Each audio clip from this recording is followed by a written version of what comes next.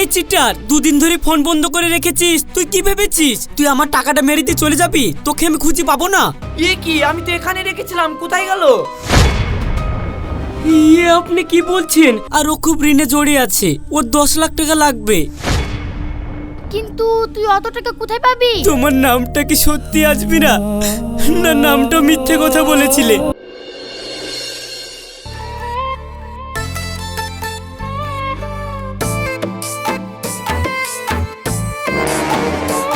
এ আলমগীর, এটা আমার দোকান না ধর্মশালা? কেন, কি হলো চাচা? কি হলো মানে? তুই কত টাকা বাকি দিয়েছিস? তোকে বলিনি যে একটা টাকাও বাকি দিবিনি? এবার টাকা কবে উঠবে বল? চাচা, মানুষ তো আর এমনি এমনি বাকি করে না, বিপদে পড়ে বাকি করে। আর কারোর মুখের উপরে না বলতে আমার বুকের ভিতরটা কেমন করে। শোন, আমি 30 বছর ধরে এই মুদিখানার দোকানের ব্যবসা করি। আমাকে ব্যবসা শিখাতে আসিসনি। তুই নিজে একটা দোকান দিয়ে দেখ, তারপরে তুই দরদ দেখানো বুঝতে পারবি। ব্যবসা করতে গেলে বুক পাথর করতে হয়। আমার আব্বা মানুষের উপকার করতো চাচা। আমার আব্বা মরে যাওয়ার শেষ পর্যন্ত মানুষের উপকার করেই গেছে। তোকে জ্ঞান দেওয়াটাই আমার ফালতু।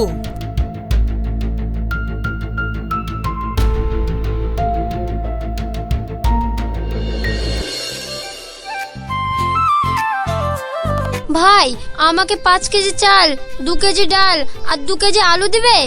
হ্যাঁ, দিব না কেন?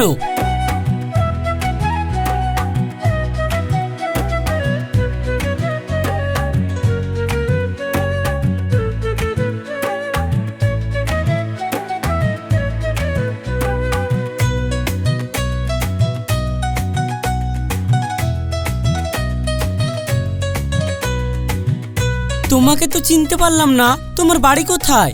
আমাকে আপনি চিনতে পারবেন না, আমি এখানে নতুন এসেছি। ও আচ্ছা আচ্ছা।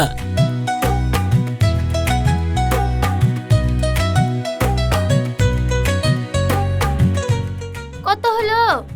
650 টাকা।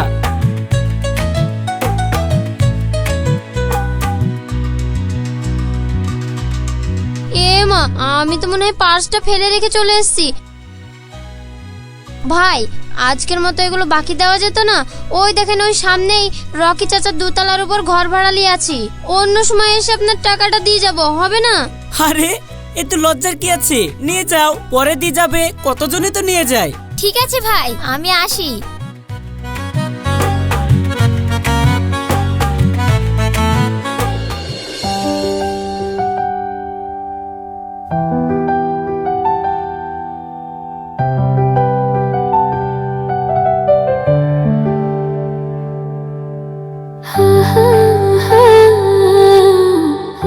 ভাই, এই নিন আপনার কালকের বাকি টাকাটা। বাহ, আপনার কথা কাজে তো বিশাল দাম আছে। সঙ্গে সঙ্গে টাকাটা দিতে চলে এসেছেন। হ্যাঁ, একদিনের জন্য কারো কাছে ধার রাখতে আমার একদম ভালো লাগে না।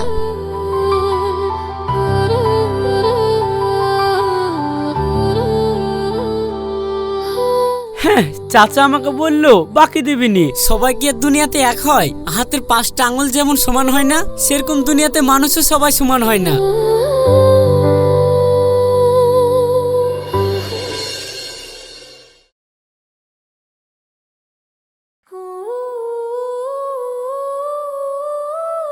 হঠাৎ আমাকে এভাবে ডাকলে কি মনে করে? সেই তখন থেকে বসে আছি, কিছুই তো বলছো না, বলো। কেন ডাকতে পারি না? আসলে তোমাকে আমার খুব ভালো লাগে, তাই কিছু কথা বলার জন্য ডেকেছি। চা খাবে? না, আমি ওইসব চাটা খাই না। তুমি বলো, কি বলতে ডেকেছো? না, তেমন কিছু না। তোমার কি কারোর সঙ্গে কোনো রিলেশন আছে? না, আমি কারোর সাথে রিলেশনে নেই, আর নতুন করে কারোর সাথে মায়ায় জড়াতেও চাই না। ও, তার মানে তো তুমি এখন সিঙ্গেল? হ্যাঁ, তাই ধরো। ও আচ্ছা আচ্ছা, তাহলে চলো না আমরা বাইকে করে একটু ঘুরে আসি।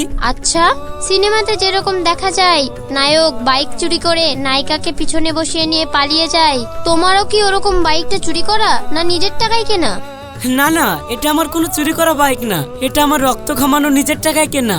আচ্ছা ঠিক আছে, চলো।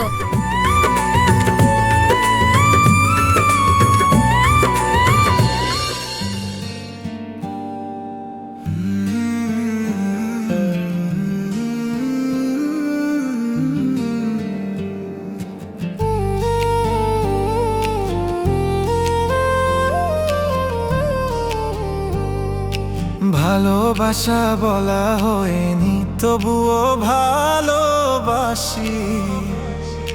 দেখা হয়নি তবুও তোমায় মন দিয়ে দেখি, তোমায় নিয়ে স্বপ্ন দেখি পুরো জীবন জুড়ে, তোমায় নিয়ে ভাবতে থাকি আমি চিরকালই।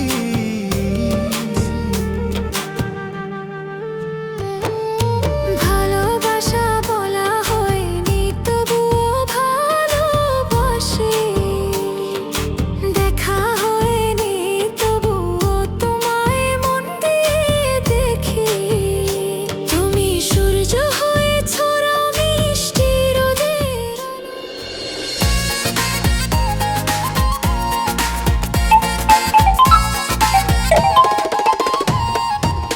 হ্যালো, কোথায় তুমি? এই তো আমি রাস্তায়। তুমি তাড়াতাড়ি আমার বাড়িতে চলে এসো। কিন্তু আমি তো তোমার বাড়িই চিনি না, কিভাবে যাব? আরে আমার বাড়ি চিনা একদম সহজ। রায়পুর মোড়ে এসে কাউকে জিজ্ঞেস করলে আমার বাড়ি দেখিয়ে দিবে। না না, আমি এখন যেতে পারবো না। শোনো, তোমার আমি কোনো কথা শুনতে চাইনি, তোমাকে এক্ষুনি আসতে হবে। আর যদি না আসো তাহলে তোমার সাথে আমার আজই ব্রেকআপ। আচ্ছা, ঝামেলায় পড়ে গেলাম তো।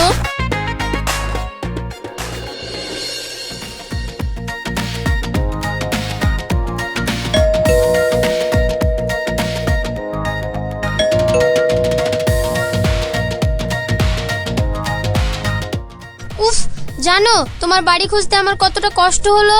আরে তুমি সত্যি সত্যি চলে এসেছো? আমি তো আর কি মারছিলাম। ও ইয়ার কি, ঠিক আছে তাহলে আমি এক্ষুনি চলে যাচ্ছি। আরে আরে, এসে যখন পড়েছো তাহলে চলে যাবে কেন? এসো ভিতরে এসো।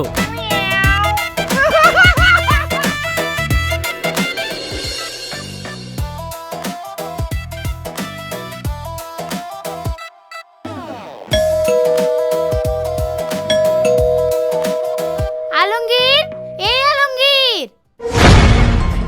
ওই দেখো মামুনা চলে এসেছে, তুমি এক্ষুনি লুকাও। আশ্চর্য, তোমার মা এসেছে তো আমি লুকাবো কেন? এই আলমগীর, শুনতে পাচ্ছিস নি? হ্যাঁ মা, আসছি। তুমি ওই জায়গায় লুকাও, আমি আসছি। চলো চলো।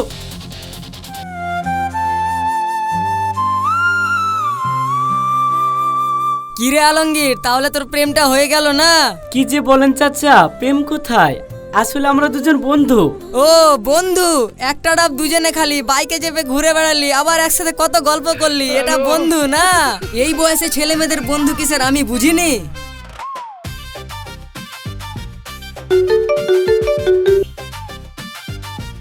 হ্যাঁ জিমরা, বলো। হ্যালো আলমগীর, বলো, কি বলছো? আসলে আমি খুব বিপদে পড়ে গেছি, আমাকে 20,000 টাকা ধার দেবে? আসলে আমি সব জায়গায় দেখেছি, কোনো জায়গায় ব্যবস্থা হয়নি, তাই বিপদে পড়ে তোমাকে ফোন লাগিয়েছি। কিন্তু বিশ্বাস করো, 15 দিনের মধ্যে আমি তোমার টাকা শোধ করে দেব। টাকাটা আমার খুব প্রয়োজন। কিন্তু তুমি টাকাটা দিয়ে কি করবে সেটা তো বলো। আমার এত কথা বলার সময় নাই, খুব বেকায়দায় পড়েছি, তোমাকে পরে আমি সব বুঝিয়ে বলবো। আরে আরে, কেঁদো না কেঁদো না, আমি টাকার ব্যবস্থা করে দিচ্ছি।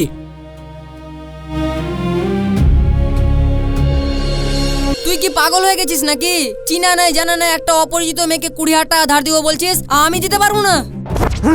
চাচা প্লিজ আমাকে টাকাটা দেন, দরকার হলে আপনি বেতন থেকে কেটে নিন। তুই পাগল হয়ে গিয়েছিস, ওই মেয়ে তোকে জীবনে টাকা ফেরত দিবে না। এইভাবে মেয়েরা কত প্রতারণা করে টাকা বাগিলায়।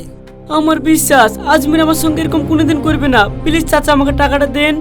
এত করেও তুই যখন শুনছিস নি, তাইলে লে, আমার কি, আমি তোর বেতন থেকে কেটে নিব। ঠিক আছে দাঁড়া, আমি এনে দিচ্ছি। কি বলেছিলাম তো, একটা চিটার মেয়ে গেল তো, তোর টাকা নিয়ে পালিয়ে গেল তো।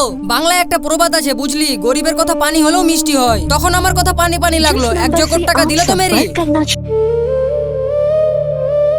जिस नंबर से आप संपर्क শোন, करना এত चाहते ফোন हैं করেও কিছু হবে না, वह ওই अभी ইচ্ছা করে ফোন switched বন্ধ off করে है। রেখেছে, তোর সাথে কোনো যোগাযোগ রাখবে না তার লেগে। তুই আর ওই টাকা পাবি না। চাচা অবিশ্বাস করে জিতে যাওয়ার থেকে বিশ্বাস করে ঠকে যাওয়া অনেক ভালো।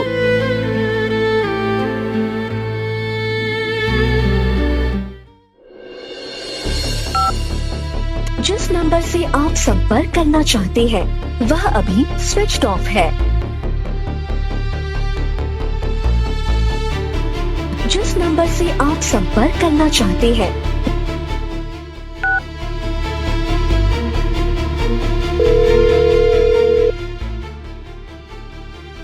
এই চিটার, দুদিন ধরে ফোন বন্ধ করে রেখেছিস। তুই কি ভেবেছিস তুই আমার টাকাটা মেরে দিয়ে চলে যাবি? তোকে আমি খুঁজে পাবো না? তোদের মতো মেয়েদের লেগে দুনিয়াতে বিশ্বাস জিনিসটাই হারিয়ে যাচ্ছে। আজ এই মুহূর্তে আমার টাকা ফেরত দিবি, না হলে কিন্তু আমি সোজা থানায় যাব। আরে ভাই, তুমি এত রেগে যাচ্ছ কেন? আমি তো তোমার টাকাটা দেওয়ার জন্যই তোমাকে ফোন করতে যাচ্ছিলাম। বলছি আজকে বিকেলে আমাদের যেখানে প্রথম দেখা হয়েছিল ওখানে আসতে পারবে? ওখানেই না হয় টাকাটা নিয়ে নিও। ও আচ্ছা আচ্ছা, কিছু মনে করো না। আসলে তোমার ফোন বন্ধ ছিল তো, তার জন্য আমার মাথায় খুব রাগ উঠে গেছিল। না না, ঠিক আছে, আগেই আমি তোমার কাছ থেকে ক্ষমা চেয়ে নিচ্ছি, কারণ পুরো টাকাটা আমি দিতে পারবো না, কিছুটা বাকি থাকবে। না না ঠিক আছে, অসুবিধা নাই। আমি তো ভেবেছিলাম টাকাই পাবো না, তুমি দিয়ে দিচ্ছ, এতে আমি অনেক হ্যাপি। আবার যখন তোমার প্রয়োজন হবে তখন বাকিটা দিয়ে দিও। ঠিক আছে, তোমাকে আর কষ্ট করে আসতে হবে না। তোমার নাম্বারে আমি 10,000 টাকা ফোন পে করে পাঠিয়ে দিচ্ছি। আচ্ছা ঠিক আছে।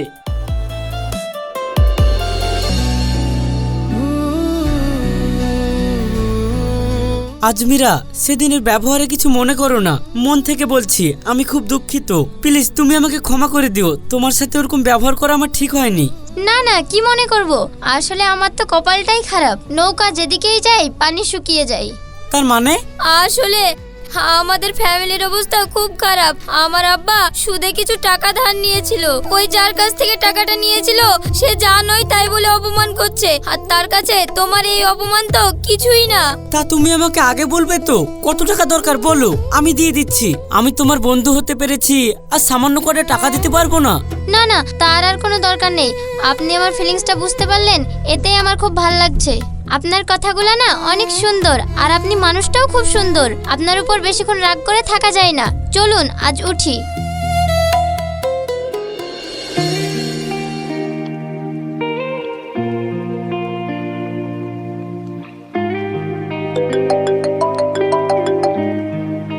হ্যালো। হ্যাঁ আজমিরা বলো। তোমার মা বাড়িতে নাই? তাহলে তোমার রান্না বান্না করতে তো খুব কষ্ট হচ্ছে। আমি গিয়ে কি তোমার রান্না করে দিয়ে আসবো নাকি? না না, তার আর দরকার নেই। না না, তাই বললে হয়? আমি এখনই আসছি।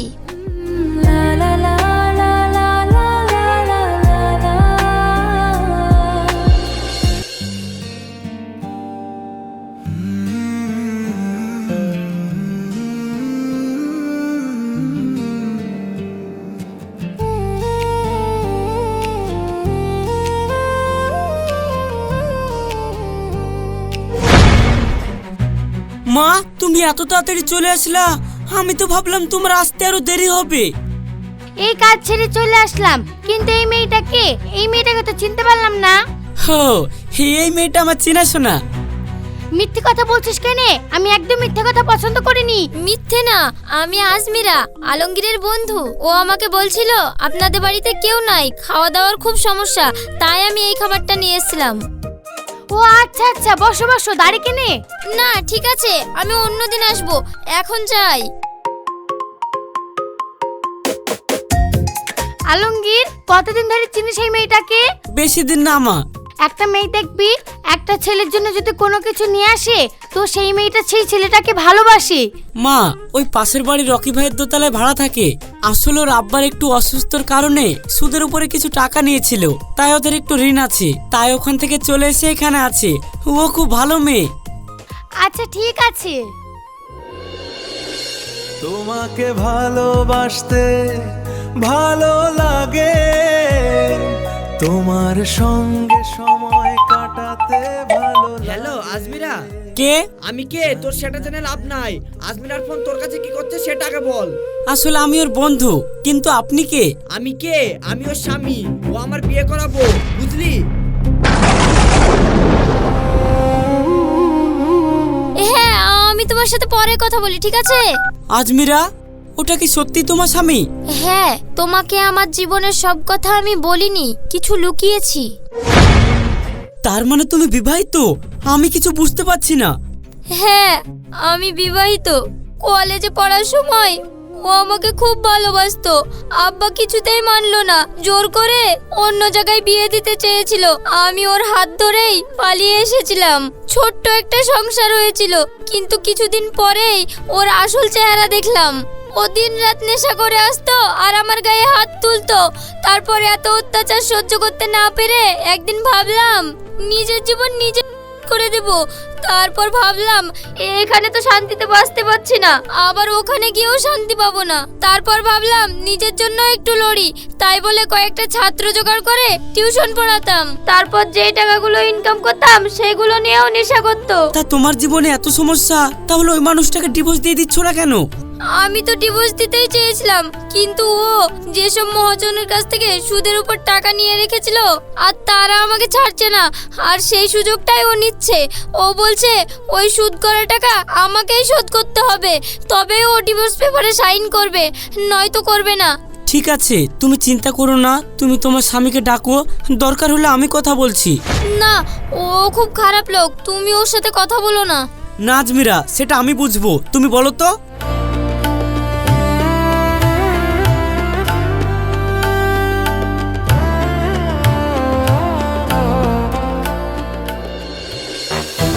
শোনো, তোমার যখন এতই দরদ উতলে পড়ছে, আমি তখনই ডিভোর্স পেপারে সই করব যখন আমার 10 লাখ টাকা দেনা শোধ করবা। তা তোমার যখন এতই দরদ উতলে পড়ছে 10 লাখ টাকা দিয়ে দাও, তাহলে আমি ডিভোর্স পেপারে সই করে দিচ্ছি। 10 লাখ? হ্যাঁ 10 লাখ। ঠিক আছে, আমি তোমার টাকা দিয়ে দেবো।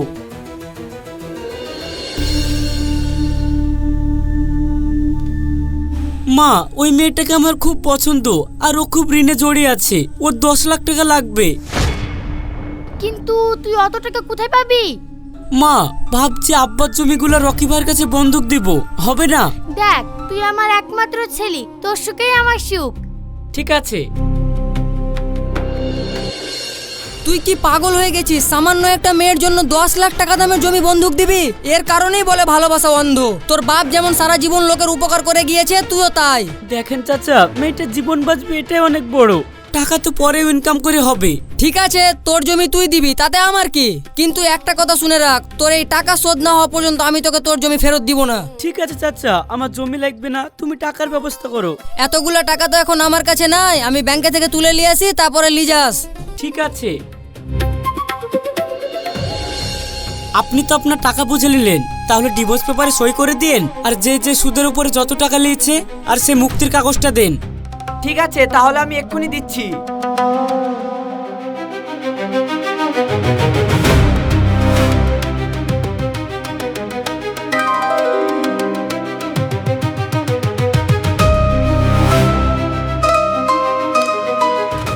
এ কি, আমি তো এখানে রেখেছিলাম, কোথায় গেল? ইয়ে, আপনি কি বলছেন? তাহলে ফাইল কই?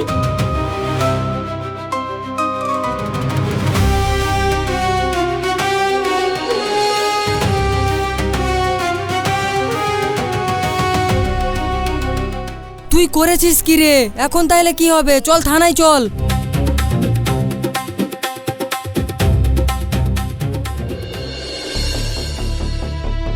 দেখুন তো, আপনারা যেরকম যেরকম বর্ণনা করেছিলেন সেরকম অনুযায়ী আমি কয়েকজনকে ধরে এনেছি। আপনি চিনতে পারেন কিনা? না।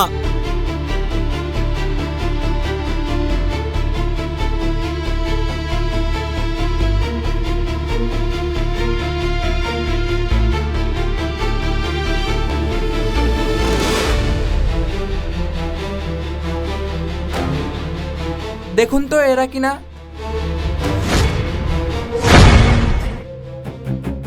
কি হলো বলুন, এরাই কি তারা? না স্যার, না। ঠিক আছে, তাহলে আপনারা যান।